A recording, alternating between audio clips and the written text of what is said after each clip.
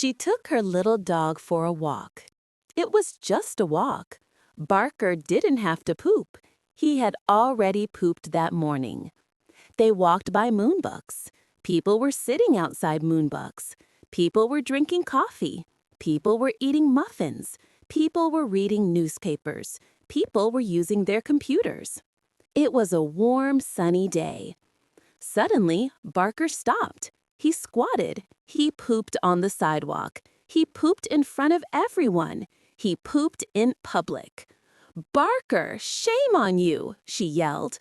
She ran into Moonbucks. She went into the bathroom. She grabbed a paper toilet seat cover. She went back outside.